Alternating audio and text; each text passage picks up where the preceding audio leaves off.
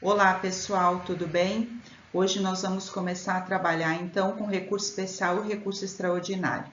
Esses dois recursos, portanto, eles aparecem ao final do processo. Agora nós já estamos falando nos tribunais superiores, nós não estamos mais falando nos tribunais hierarquicamente inferiores, nós já estamos ou no STJ ou no STF. Para poder entender um pouquinho, então, onde estamos, né, na fase procedimental do recurso especial, do recurso extraordinário, nós já passamos por uma sentença, fizemos uma apelação dessa sentença, essa apelação foi julgada e agora então nós temos um acórdão dessa apelação. Então essa apelação foi julgada, nós estamos então ou no Tribunal Regional Federal ou no Tribunal de Justiça, dependendo se é Justiça Federal ou Justiça Estadual, e desse acórdão que está no TJ ou no TRF, nós vamos fazer o recurso extraordinário e o recurso especial, tá? Então, no primeiro momento, o que eu quero que vocês se localizem? Onde nós estamos? Nós estamos no tribunal de origem, nós falamos, que é o tribunal hierarquicamente inferior, ou seja, nós estamos no TJ ou no TRF, e o recurso especial, recurso extraordinário, ele vai ser proposto os dois de forma concomitante desse acórdão que foi, então, proferido no recurso de apelação. Então, agora nós temos um acórdão e nós vamos desse acórdão entrar com recurso especial e ou entrar com recurso extraordinário. Então, esse é o raciocínio que nós temos que verificar. Então, o recurso especial e o recurso extraordinário, ele é um recurso que ele é interposto de uma mesma decisão, que é a decisão, então, que julgou o meu recurso de apelação. Eu tenho uma decisão de um órgão colegiado, então nós temos um acórdão, e desse acórdão nós vamos propor os dois. E esses dois recursos, tanto o especial como o extraordinário, eles têm um prazo comum de 15 dias para ser interposto. Então, nós não vamos ter a interposição do recurso especial e depois do recurso extraordinário. Nós vamos propor o recurso especial e o recurso extraordinário no mesmo tempo, no prazo de 15 dias, em peças separadas. Então, isso aí eu queria que vocês se localizassem antes da gente começar a trabalhar com os requisitos desses dois recursos, tá? Nós vimos também lá na teoria geral dos recursos, numa aula anterior, de que nós temos uma classificação de recursos. E nós temos uma classificação de recursos que nós chamamos uma classificação lato sensu. E nós temos os recursos, então, analisados de forma stricto sensu. Os recursos, a classificação lato sensu, do recurso especial, do recurso extraordinário, é que eles são recursos extraordinários. Por que eles são recursos extraordinários? Porque eles são recursos que vão ser interpostos nos tribunais hierarquicamente superiores. E eles, portanto, são excepcionais, eles possuem requisitos bem mais amplos e densos do que aqueles recursos ordinários que nós trabalhamos até agora, tá certo? Então, fazendo essa ideia inicial do recurso especial, do recurso extraordinário, nos localizando onde nós estamos procedimentalmente falando, nós vamos agora trabalhar então com as características de cada um desses recursos, para poder entender um pouquinho o que são, o que exigem, né? Tudo certinho. Então, primeiro, nós tivemos uma mudança dentro do Código de Processo Civil, onde antes nós chamávamos o STJ e o STF como cortes superiores e agora nós chamamos de cortes supremas, né? Supremas cortes. Baseado, então, nos princípios de segurança jurídica, de liberdade e de igualdade, tá? Então, só para a gente entender algumas nomenclaturas.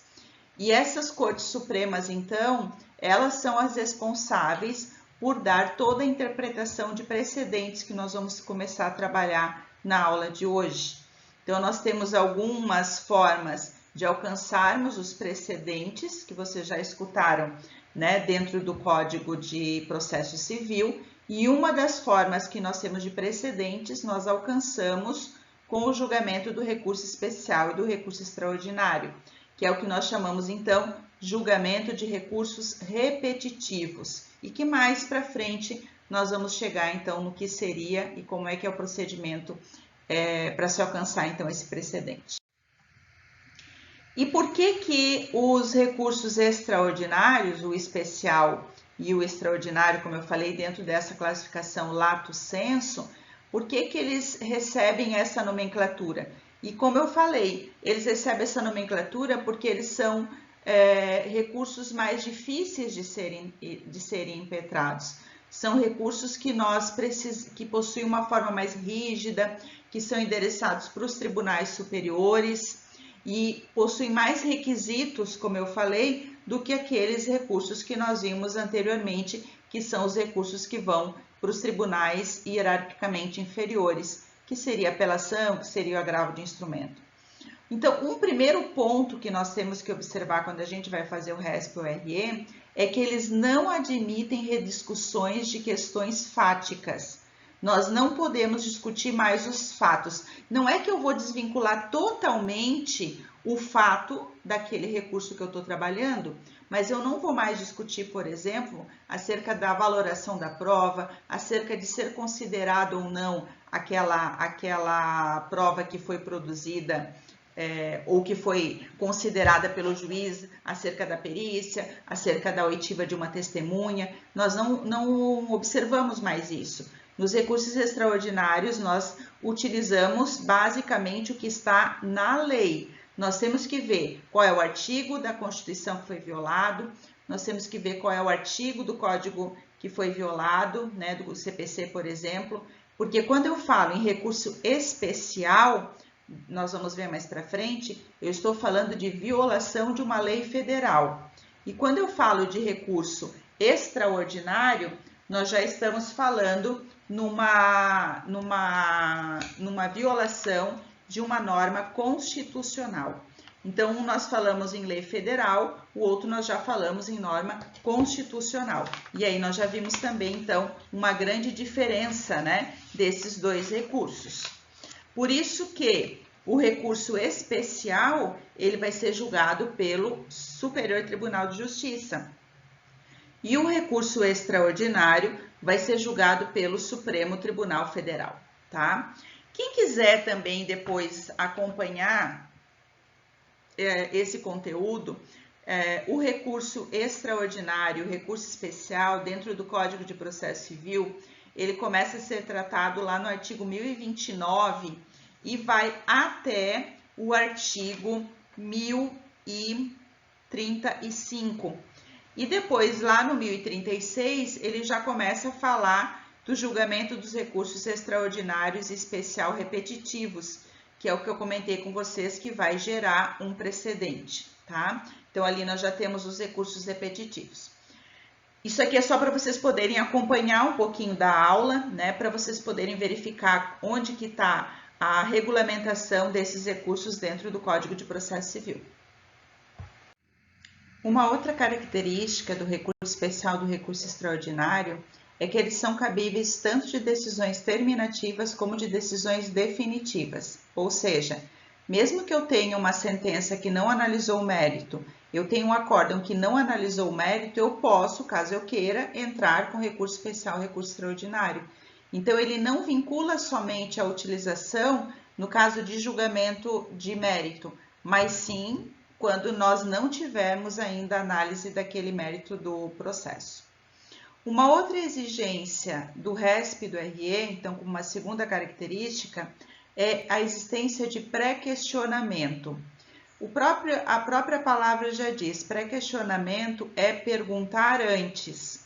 Então, para eu entrar com recurso especial ou com recurso extraordinário, eu não posso levantar algo novo que não tenha sido tratado e julgado pelos outros tribunais. Porque os tribunais superiores, eles não servem para discussão de matérias que não foram levadas nos tribunais anteriores. Então, o tribunal superior, ele só vai poder analisar a matéria quando eu tiver já discutido aquela matéria em outro momento e algum julgador, seja o juiz na sentença, seja o desembargador no acórdão, já tenha julgado sobre aquela matéria. Então, nós chamamos isso de pré-questionar. Deve-se apontar na decisão recorrida a questão constitucional ou federal que entende equivocadamente tratada, desde que essa matéria já tenha sido abordada em outro momento no processo. Então, pré-questionar é isso, é ter perguntado em algum momento no processo ou ter discutido em algum momento no processo sobre a violação daquela lei federal ou daquele preceito constitucional. O prazo que nós temos para a propositura é 15 dias, isso aí nós já vimos bem no início do semestre, né, que é prazo quase que comum na fase recursal, 15 dias para interpor, 15 dias para contrarrazoar. A única exceção que nós vimos é a exceção dos embargos declaratórios, que aí nós temos 5 dias para interpor e quando tiver lá a infringência, né, a modificação, eu vou ter 5 dias para contrarrazoar. Muito bem. Quarta característica. Para entrar com RESP-RE, eu tenho que esgotar todos os recursos ordinários. Então, o que é isso? Os recursos ordinários, como nós vimos, são aqueles recursos que são interpostos nos tribunais hierarquicamente inferiores. Então, eu não posso pular do recurso da sentença, por exemplo, já para o recurso especial do recurso extraordinário. Eu tenho que passar pelo recurso de apelação e depois, então, do acórdão da apelação, eu vou para o recurso especial, o recurso extraordinário. Em ambos os recursos tem pagamento de preparo, claro, com as exceções que vocês já sabem, né? Se for justiça gratuita, se for defensoria pública, se for advocacia da União, enfim, os casos onde nós não temos pagamento de preparo. E as mesmas regras lá que nós vimos na teoria geral acerca do preparo vai servir aqui também. Pagou de forma insuficiente, vai ser intimado para complementar. Pagou nada, vai ser intimado para recolher em dobro. Tem pagamento de porte de remessa e retorno, que nós vimos também? Não, não tem. Se tiver, vou ter que pagar o porte de remessa e retorno e mais o preparo. Então, são cuidados que nós temos que ter em todos os recursos e aqui não é diferente, tá? Muito bem.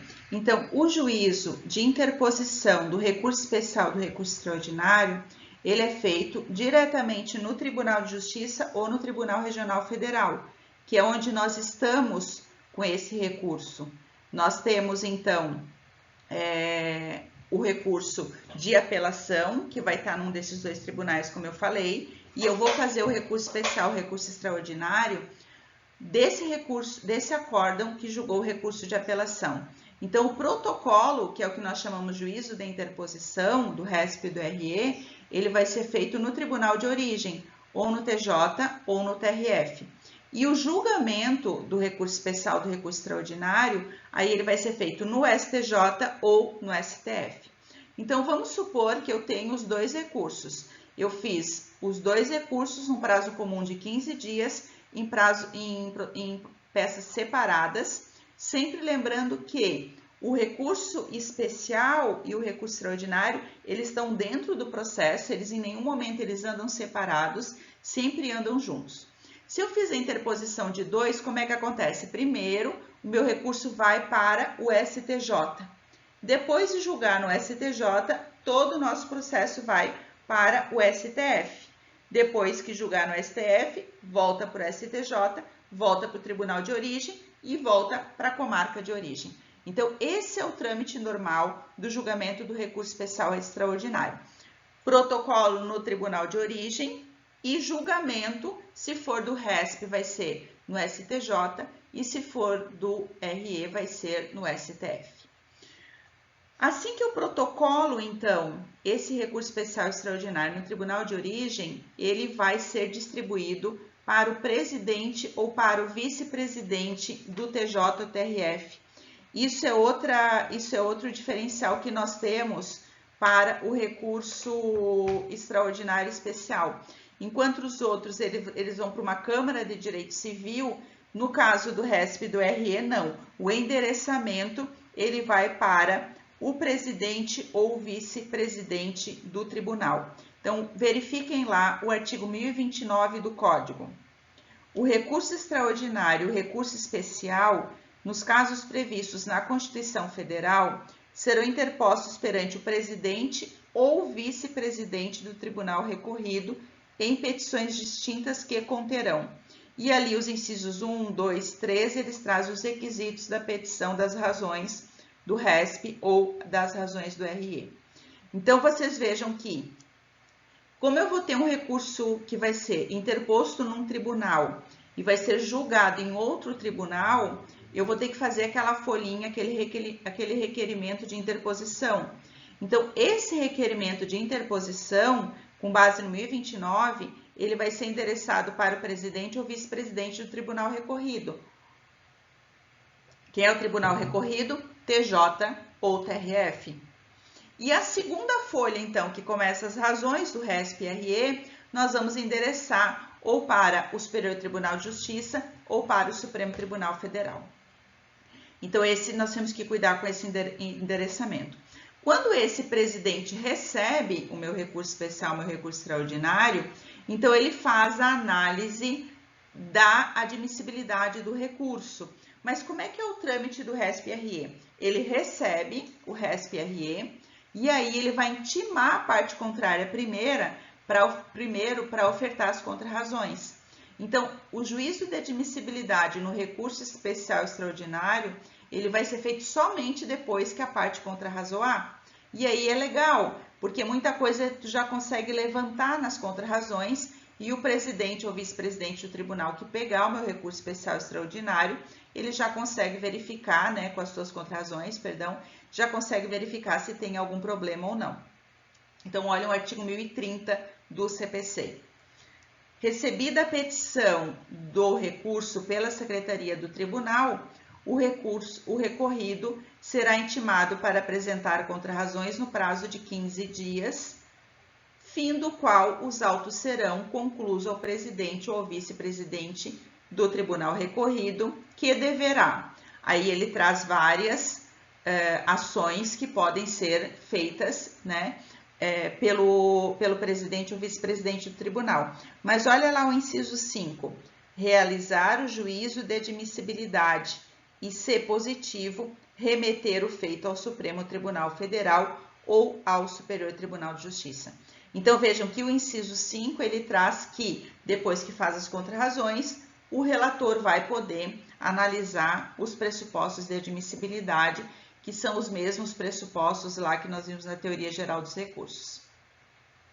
Então, o TJ e o TRF somente farão a intimação do recorrido para as contrarrazões e fará, então, o juízo de admissibilidade. Algumas exceções, o 1035, lá no parágrafo 8, né, que fala da repercussão geral pelo presidente e o vice-presidente do tribunal de origem. Nós vamos ver o que é repercussão geral um pouquinho mais para frente.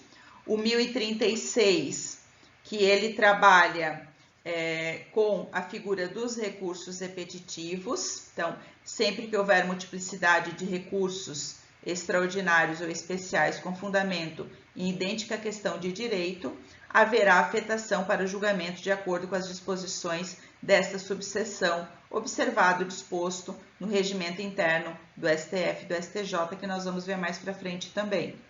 E temos também, ligado a esse ponto, o artigo 1040, que são atos também que podem ser tomados pelo presidente ou vice-presidente, que é publicado o acórdão paradigma, que é o acórdão, então, dos recursos repetitivos do RESP e do RE.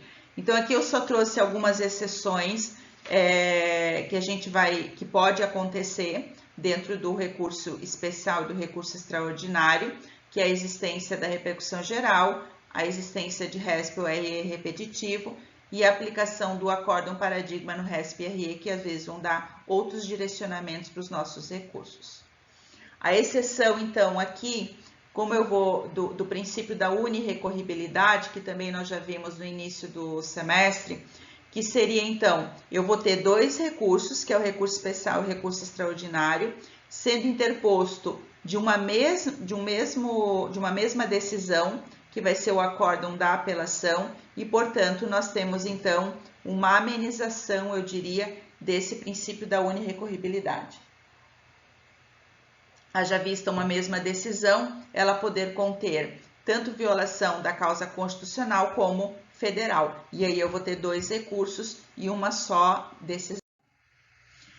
Os recursos não podem ser interpostos contra decisões singulares de juízes de primeiro grau. Então, não cabe RESP-RE, por exemplo, de uma decisão interlocutória, não cabe de uma sentença. Como eu falei anteriormente, eu preciso esgotar todos os recursos cabíveis para poder entrar com recurso especial extraordinário.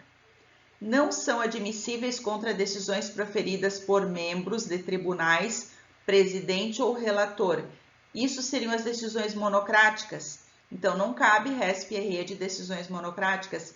Se eu tiver uma decisão monocrática, eu vou ter que fazer um agravo interno e se esse recurso continuar, então, do agravo interno, nós podemos fazer, do acórdão do agravo interno, nós podemos fazer recurso especial, recurso extraordinário. Então, por exemplo, se eu tenho uma decisão monocrática, né, e eu não fiquei contente com ela, vamos supor que o relator não admitiu o meu recurso, eu faço um agravo interno. Esse agravo interno vai ser julgado pelo órgão colegiado, pelos 2 outros desembargadores ou pelos 5 ministros ali no caso, no caso os 3 embargadores, né, que seria o TJ e o TRF. Então, nesse caso, eu vou ter um acórdão que julga o agravo interno. Desse acórdão também, eu poderia fazer recurso especial, recurso extraordinário.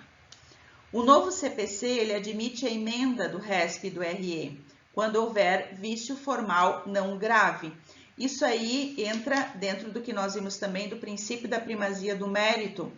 Então, a possibilidade que nós temos de tentar salvar o recurso, né, mesmo que ele apresente algum problema, mandando a parte, então, intimando a parte para que ela complemente esse vício.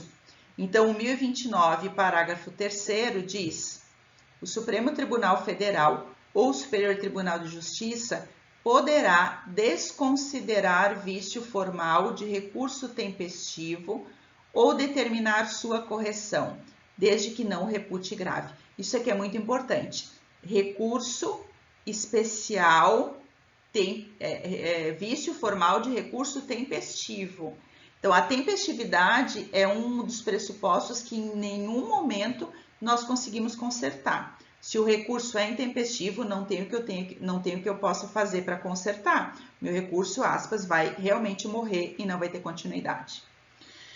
Muito bem. Nós vimos também, quando nós falamos de recurso adesivo, que o recurso adesivo, ele é permitido quando eu tiver recurso extraordinário, recurso especial e apelação. Está lá no artigo 997, parágrafo 2º, inciso 2.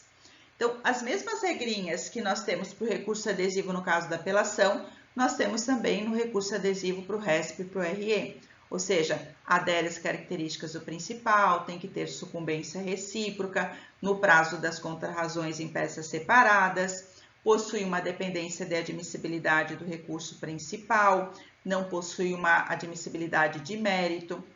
Então, tudo isso nós já vimos durante a aula quando a gente falou de recurso adesivo. E as mesmas características, portanto, nós vamos utilizar também para o recurso especial e para o recurso extraordinário. Possibilidade de suspensão de processos em todo o território nacional se houve incidente de resolução de demandas repetitivas. Esse incidente aqui é um caso também que nós temos a geração de precedente, mas que eu não vou explicar agora para vocês, porque o incidente de resolução de demandas repetitivas faz parte da nossa matéria um pouquinho mais para frente. Mas eu fiz questão de citar aqui, porque esse 1029, parágrafo 1º, ele traz essa figura do IRDR, né, dentro, então, do RESP e do RE, que nós, então, depois vamos ver o procedimento dele. Os 2 recursos, eles têm efeito devolutivo, claro, porque vai ser julgado por um outro órgão julgador, e o efeito suspensivo não é automático.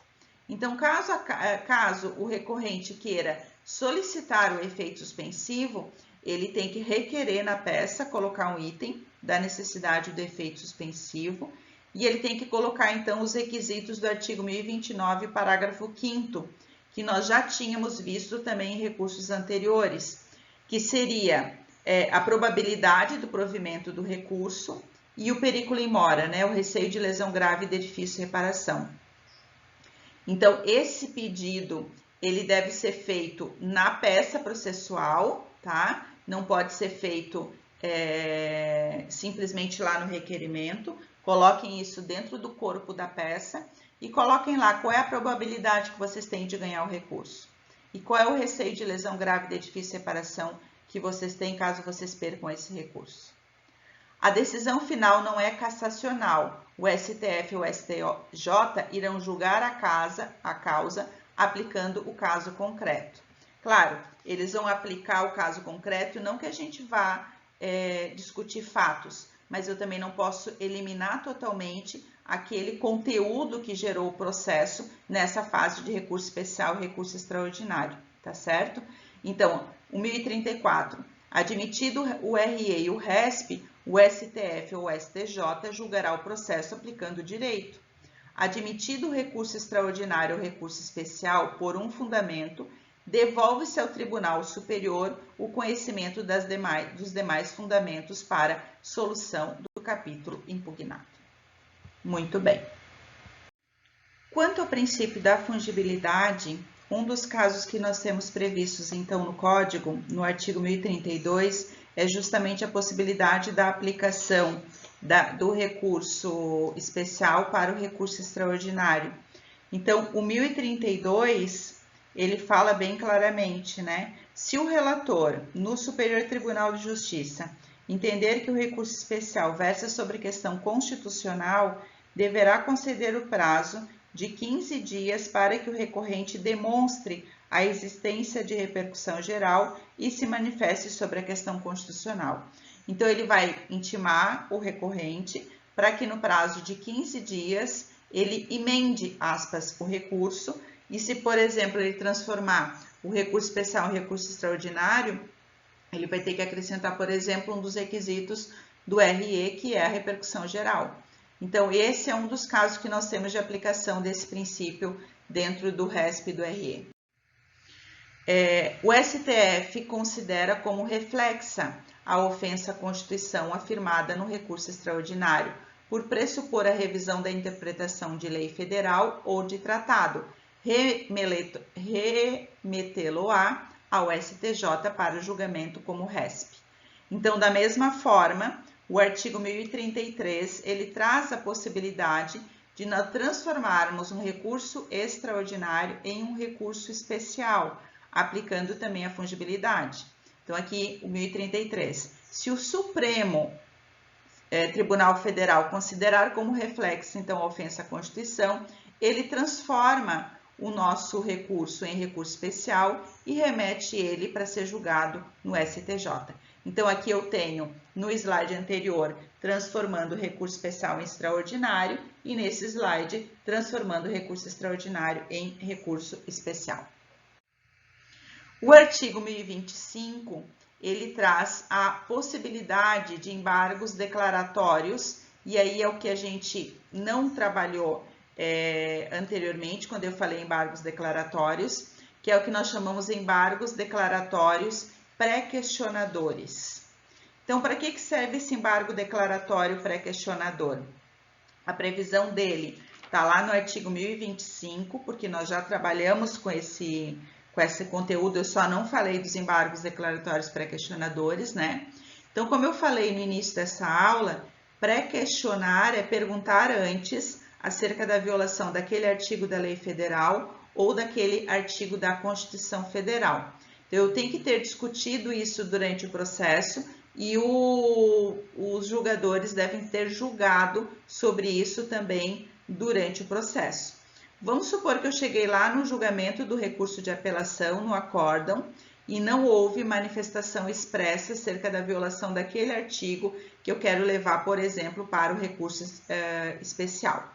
Então, eu faço o embargo declaratório pré-questionador com base em omissão, e aí esses embargos dentro da regrinha dos embargos, então, 5 dias após o julgamento desse recurso de apelação, eu faço os embargos declaratórios e eu peço, então, a manifestação do julgador acerca da violação daquele artigo de lei federal ou daquele artigo ou princípio constitucional, para que daí sim eu possa entrar com recurso especial, recurso extraordinário. Então, eu vou ter o acórdão, 5 dias depois eu vou fazer os embargos, depois do julgamento dos embargos eu tenho prazo na íntegra para fazer o recurso especial, o recurso extraordinário. Porque nós vimos que o embargo declaratório interrompe o prazo para a interposição dos outros recursos, então o prazo começa a ser contado na íntegra, tá certo?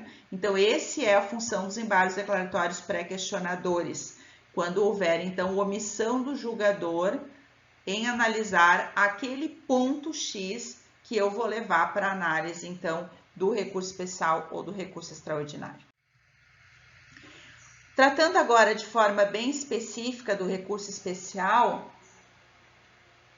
e depois a gente vai trabalhar com recurso extraordinário, lembrando que o recurso, tudo que nós vimos até agora, ele tem um tratamento para os dois, então serve tanto para um como para outro. O recurso especial, ele surgiu na Constituição Federal de 1988. Por que ele surgiu com a Constituição de 88? Porque foi em 88 que nós tivemos a criação do Superior Tribunal de Justiça. Então, ali nós tivemos a criação do recurso especial. E tanto o recurso especial como o recurso extraordinário, que nós vamos ver mais para frente, são considerados recursos constitucionais, porque eles estão lá na Constituição Federal. O especial, no artigo 105, inciso 3 da Constituição, que ele fala, então, compete ao STJ julgar em recurso especial as causas decididas em única ou última instância pelos tribunais regionais federais ou pelos tribunais dos estados, do Distrito Federal e territórios, quando a decisão recorrida, e aí ele traz as alíneas na sequência de quando que eu vou poder entrar com recurso especial. Então, para eu fazer um recurso especial hoje, eu vou ter que fundamentar no artigo 105, inciso 3 e uma das alíneas da Constituição Federal. Então, o artigo 105, inciso 3 da Constituição Federal, ele traz 3 alíneas que nós podemos fundamentar o nosso recurso especial. A linha A e a linha B muito interligadas, com base em violação de lei federal, e a linha C ligada em dissídio jurisprudencial. Então, a linha A e a linha B, que fala em violação de lei federal, nós temos que identificar quais são as leis federais que nós temos. Então, poderia ser uma lei ordinária, uma lei complementar, uma lei delegada, um decreto-lei, uma medida provisória ou um decreto federal. Já não é considerada como lei federal as resoluções, as portarias, os regimentos internos, as instruções normativas, os convênios, os provimentos, os atos normativos, a Constituição dos Estados, a lei estadual, a lei municipal, a Constituição Federal e as súmulas. Então, isso não é considerado como lei federal, não poderia gerar fundamento do meu recurso especial. A linha C, um pouquinho já diferente, ela já está trabalhando com o que eu falei, dissídio jurisprudencial ou dissídio pretoriano. Então, essa linha C seria nós pegarmos 2 acórdãos de tribunais diferentes. Eu pegaria um acórdão do Tribunal de São Paulo, por exemplo, e um acórdão do Tribunal do Rio de Janeiro, tá? Tribunais diferentes daquele que eu estou fazendo recurso. E faria um quadro. Eu colocaria na primeira linha do quadro o número do acórdão e no outro, o outro número do acórdão. No segundo, e qual é o tribunal? No segundo quadro, no segunda linha do quadro, eu colocaria qual é o dispositivo legal, qual é o enfoque jurídico que foi dado nesse julgamento de São Paulo e nesse julgamento do Rio de Janeiro. No terceiro item, eu colocaria qual é a conclusão que foi chegado nesse acórdão de São Paulo e nesse acórdão do Rio de Janeiro. E aí eu demonstraria por o STJ a diferença na conclusão dos 2 julgamentos. E por que isso é permitido para o recurso especial? Porque os nossos tribunais superiores, seja o STF, seja o STJ, eles são responsáveis pela uniformização da jurisprudência, pela uniformização do entendimento desses tribunais superiores a nível nacional daquela matéria que nós estamos levando. E se eu faço esse quadrinho bem especificado, fica mais fácil da gente conseguir, então, o deferimento desse recurso especial com base nesse dissídio pretoriano. E um outro ponto que nós temos que observar é que nós temos uma súmula, que é a súmula 284, do STF, que ela trabalha, então, com algumas regras para indeferimento, inépcia dessa petição recursal. E um dos requisitos exigidos nessa súmula é que tenha no recurso especial a fundamentação da Constituição Federal, na linha que nós estamos recorrendo. Então, nós temos que colocar artigo 105, inciso 3, a linha tal. Eu preciso identificar a linha, porque embora não seja corrente majoritária, alguns relatores do STJ acabam aceitando esse RESP quando não tem especificado a linha. Muitos deles acabam inadmitindo o meu recurso especial simplesmente porque eu não coloquei a linha que fundamenta esse meu recurso especial, portanto. Então, cuidado que nós temos que ter em colocar o artigo, o inciso e a linha. As duas primeiras em violação de lei federal e as duas últimas, então, traçado em dissídio pretoriano. Não é cabível o recurso especial das decisões da turma recursal previsto na Lei 9.099, por se entender que o colégio recursal não é um verdadeiro tribunal. Se vocês pegarem o artigo 105 da Constituição Federal, diz que é cabível recurso especial dos julgamentos feitos pelos tribunais de Estado. As turmas de recurso não são tribunais de Estado, né? Ali fala tribunais de Estado ou tribunais regionais federais. Então, eu poderia fazer recurso especial do julgamento do Tribunal de Justiça ou do Tribunal Regional Federal. Como as turmas de recurso do juizado não são consideradas nem TJ nem TRF, eu não posso fazer recurso especial desse julgamento das turmas. Então, no caso do juizado especial, eu vou ter uma sentença. Dessa sentença, eu vou fazer um recurso inominado. E se esse recurso nominado eu ainda perdi, a única hipótese que eu tenho é subir até o Supremo Tribunal Federal e fazer um recurso extraordinário. Eu não posso fazer um recurso especial por vedação da própria Constituição Federal. Depois vocês podem ver tranquilamente lá no artigo 105, no inciso 3 da Constituição, que ele vincula, portanto, o julgamento do RESP de decisões proferidas por tribunais de Estado ou por tribunais regionais federais. O recurso extraordinário, ele já tem uma outra fundamentação, que está lá no artigo 102, inciso 3 da Constituição, porque o artigo 102 ele trabalha com algumas competências do STF e o artigo 105 trabalha com competências do STJ. Por isso que um traz a fundamento no 102 e o outro no 105. E lá no artigo 102, inciso 3 da Constituição Federal, ele coloca: compete ao STF precipuamente a guarda da Constituição, cabendo-lhe julgar, mediante recurso extraordinário, as causas decididas em única ou última instância, quando a decisão recorrida, e aí ele começa a trazer as alíneas que fundamentam também esse recurso. Então, aqui vocês já percebem que eu estou falando do STF, estou falando da guarda da Constituição. Então, o recurso especial ele só é utilizado quando tiver violação de artigo ou princípio constitucional. E as alíneas estão aí, então.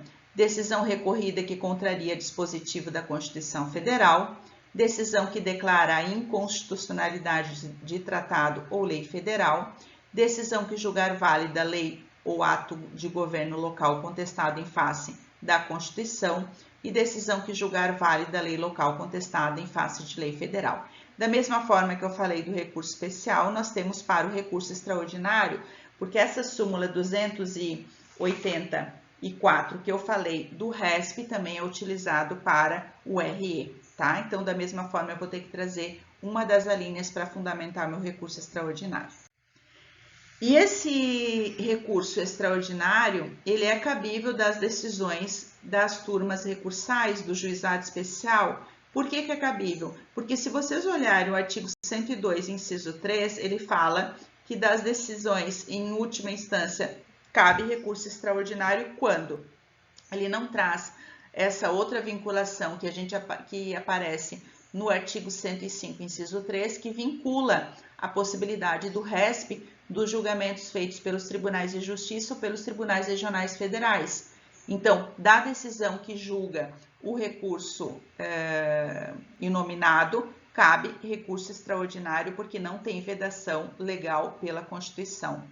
E eles, inclusive, fizeram uma súmula, né, 640, para ratificar isso. É cabível recurso extraordinário contra a decisão proferida por juiz de primeiro grau nas causas de alçada ou por turma recursal do juizado especial civil e criminal. Um outro requisito que foi acrescentado, então, no Código de Processo Civil novo foi o requisito da repercussão geral. O que é o requisito da repercussão geral? Ele existe para que a gente diminua o número de recursos no Supremo Tribunal Federal. Se vocês olharem o artigo 102 da Constituição, vocês vão verificar que ele tem uma quantidade muito grande de competências para a utilização do Supremo. Então, é muito grande a possibilidade da gente utilizar o Supremo Tribunal Federal e, consequentemente, acaba ficando um tribunal muito inchado de processos. Nós temos lá só 11 ministros para fazer o julgamento desses recursos, e se eu tenho uma quantidade muito grande desses recursos, né, e dessas ações originárias do Supremo Tribunal Federal, eu não consigo ter um andamento dentro desse tribunal. Então, a repercussão geral, ela surgiu dizendo o seguinte, ó, o Supremo Tribunal Federal só vai poder ser utilizado quando naquele recurso extraordinário nós tivermos algo muito importante para a sociedade. Ou seja, só vai poder ser utilizado se nós tivermos uma matéria que vai importar não só ao recorrente, ao recorrido, não vai ser só interpartes, mas vai gerar efeitos muito maiores. Então, essa repercussão geral, ela passa a ser um requisito de admissibilidade do recurso extraordinário. Eu preciso ter repercussão geral e eu preciso colocar no primeiro item do meu recurso extraordinário a repercussão geral. Então, eu coloco lá da repercussão geral e eu vou falar para o julgador o porquê que eu digo que aquele meu recurso é tão importante que deve ser analisado pelo Supremo Tribunal Federal e que ele vai ter interesse não somente para o recorrente, para o recorrido, mas vai ter interesse para outras pessoas dentro da sociedade. Então, olhem o conceito de repercussão geral no artigo 1035, parágrafo 1º. Para efeito de repercussão geral, será considerada a existência ou não de questões relevantes do ponto de vista econômico, político, social ou jurídico que ultrapassem os interesses subjetivos da lide. Ou seja, a matéria que vai ser analisada no recurso extraordinário, ela tem que extrapolar os interesses do recorrente e do recorrido. Seria, por exemplo, eu vou usar um caso de quando que nós temos essa repercussão geral. Nós tivemos um caso de repercussão geral que uma pessoa que tinha tatuagem fez concurso para a polícia e na hora de ser admitido, passou, e na hora de ser admitido no concurso foi negado o seu ingresso porque ele tinha uma tatuagem. E aí ele levou essa discussão, chegou até o Supremo e o Supremo decidiu o seguinte, ele julgou esse recurso, dizendo que tinha repercussão geral. E por que que tinha? Porque eu decidi se uma pessoa que tem tatuagem pode ou não pode ingressar numa carreira pública, isso aí vai surtir efeito para outras pessoas que não só o recorrente ou o recorrido. E nesse recurso, então, ficou decidido que o edital não pode fazer discriminação de uma pessoa que tem tatuagem e a única possibilidade que nós temos de impedir o ingresso dessa pessoa é se ele tivesse uma tatuagem ofensiva para a atividade que ele iria desenvolver. Então, até na época, eles deram um exemplo, que é a figura do palhaço, que é de uma facção criminosa, e aí, claro, um policial não poderia ter essa tatuagem do palhaço. Eu até aconselho, depois de ler essa decisão, que vocês verifiquem, pesquisem, porque nós temos vários símbolos que identificam facções criminosas e que se a gente às vezes acaba fazendo, não conhece muito bem e pode ser prejudicado na nossa carreira. Então, o legal, antes de fazer tatuagem, é pesquisar se aquela imagem que você quer colocar no seu corpo, ela não é agressiva ou ela tem alguma correlação com algum crime, enfim, ou facção criminosa e que possa lhe prejudicar no futuro. Então, esse caso é um caso de repercussão geral, onde nós tivemos a análise desse recurso pelo Supremo Tribunal Federal, tá certo? Então, essa repercussão geral eu tenho que identificar no primeiro momento que eu faço o meu recurso, é o primeiro item no meu recurso extraordinário. E como eu falei para vocês, os pressupostos de admissibilidade do recurso extraordinário, eles são feitos pelo tribunal de origem, né, pelo presidente ou vice-presidente do TJ ou do TRF. Mas a repercussão geral não. A repercussão geral ela é analisada no Supremo Tribunal Federal pelos 11 ministros. Então, como que funciona isso? O meu recurso especial extraordinário ele chega no Supremo Tribunal Federal, tem um setor que faz o resumo daquele recurso. Esse resumo ele é colocado numa tabela, o número do processo, o resumo, e esse resumo, então, com essa tabela é encaminhado pela intranet dos 11 ministros.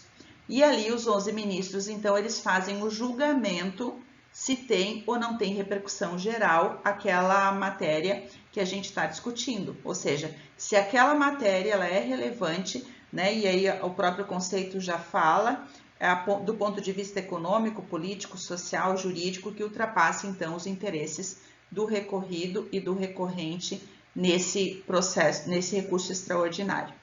E o caput do artigo 1035, ele fala bem claro, o Supremo Tribunal Federal, em decisão irrecorrível, não conhecerá de recurso extraordinário quando a questão constitucional nele versada não tiver repercussão geral nos termos deste artigo. Então, a análise é feita pelos 11 ministros e a decisão proferida, se tem ou não tem repercussão geral, ela é irrecorrível. E esse julgamento ali, se tem ou não tem repercussão geral, ele fica publicado no site do Supremo Tribunal Federal. Vocês podem, inclusive, pesquisar lá e vocês vão ver várias decisões que nós já temos acerca de repercussão geral. Isso é legal, essa pesquisa é legal, porque daí se o teu caso já está relacionado como de repercussão geral pelo Supremo, tu só coloca lá no início do teu recurso extraordinário, que ali já tem decisão acerca da existência da repercussão geral. E aí nós não precisamos nos preocupar muito, porque aquele nosso recurso já tem, então, um dos pressupostos. Então, o artigo 1035 e o 102, inciso 3 da Constituição Federal, eles fundamentam, né, um do CPC e outro da Constituição, essa ideia. Requisito intrínseco preliminar, então, ele passa a ser um requisito que é o primeiro ponto que a gente vai trabalhar no recurso extraordinário. Questão constitucional relevante do ponto de vista econômico, político, social ou jurídico que ultrapassa os interesses subjetivos da causa. Casos específicos de repercussão geral, nós temos lá no artigo 1035, parágrafo 3º. Então, aqui já são casos que, se a nossa situação já está numa desses incisos aqui, basta eu colocar isso no meu recurso extraordinário e já vai estar garantido. Então, parágrafo 3º. Haverá repercussão geral sempre que o recurso impugnar acórdão que contrarie súmula ou jurisprudência dominante do Supremo Tribunal Federal, tenha reconhecida a inconstitucionalidade de tratado ou lei federal nos termos do artigo 97 da Constituição Federal.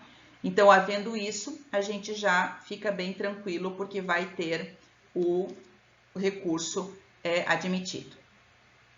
Havendo repercussão geral, o relator do STF suspenderá todos os processos pendentes, individuais ou coletivos, que versem sobre a questão e tramitem no território nacional. Então, esse parágrafo 2º, ele já tenta fazer uma economia no julgamento desses recursos também pelo Supremo Tribunal Federal. Ele intima todos os tribunais de estado, dizendo, ó, eu tenho repercussão geral nesse caso, né? E ele acaba suspendendo, então, todos esses processos individuais e coletivos que versem sobre a mesma questão, para que seja decidido sobre aquela matéria. Então, parágrafo 5º. Reconhecida a repercussão geral, o relator do Supremo Tribunal Federal determinará a suspensão do processamento de todos os processos pendentes, individuais ou coletivos, que versem sobre a questão e tramitem no território nacional. E eu posso, caso eu perceba que o meu processo, que está às vezes lá em primeiro grau, que foi suspenso, e que não tem ligação com esse recurso extraordinário, eu posso pedir que esse meu processo seja retirado dessa suspensão. Está lá no parágrafo 9º. O recurso que tiver repercussão geral reconhecida deverá ser julgado no processo no prazo de 1 ano e terá preferência sobre os demais, ressalvados os que envolvam réu preso e os pedidos de habeas corpus. Então, a possibilidade que nós temos de pedir a retirada desse nosso processo, desse sobrestamento que foi feito com base nessa decisão do relator do Supremo Tribunal Federal. O recurso extraordinário que tiver repercussão geral reconhecida deve ser julgado no prazo de 1 ano, que foi o que eu acabei de ler ali no artigo 9º. Perdão, o artigo anterior, que eu falei da diferença, é o 1037, parágrafo 5º, né? Ocorrendo a hipótese do parágrafo 5º, é permitido ao outro relator do respectivo tribunal superior afetar 2 ou mais recursos representativos da controvérsia na forma do artigo 1036. E o parágrafo 9º, demonstrando distinção entre a questão a ser decidida no processo e aquela a ser julgada no recurso especial ou extraordinário afetado, a parte poderá requerer o prosseguimento do seu processo, que foi o que eu comentei. Então, se não for julgado dentro de 1 ano e se houver essa distinção no que está sendo tratado no recurso extraordinário ou especial e o que está sendo tratado no meu processo. Então, demonstrar essa distinção e pedir a retirada desse meu processo de pauta. Então, essa repercussão geral, ela passa a ser um requisito, um pressuposto intrínseco de admissibilidade do recurso extraordinário, que vai ser analisada pelo Pleno do Supremo Tribunal Federal e a decisão proferida, ela passa a ser uma decisão irrecorrível. Então, essa passa a ser a nossa primeira aula introdutória sobre recurso especial e recurso extraordinário. Eu ainda vou fazer outras abordagens para a gente trabalhar com os recursos repetitivos, mas hoje nós vamos ficar aqui, então, vendo os pressupostos gerais para o recurso especial e para o recurso extraordinário, vendo os pressupostos específicos para o recurso especial e os pressupostos específicos para o recurso extraordinário. Então, passamos, então, por esse conteúdo para a gente poder entender esse início dos 2 recursos e depois, então, como eu falei, eu vou dar continuidade ao conteúdo em outro momento para a gente falar dos recursos repetitivos. Um grande abraço a todos.